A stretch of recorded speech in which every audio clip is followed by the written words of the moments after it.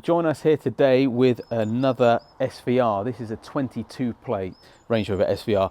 We're going to be putting an exhaust system on this today, and I won't make this part of the video too long, just a little bit of an overview of the car. So this has the OPF or the GPF at the front, and this is going to be a GPF back system.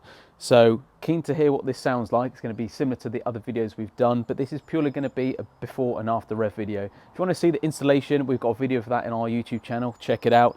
But we'll start this up, do a little bit of rev beforehand and after, and you guys can have a compare and see what you think. Hope you enjoy the video.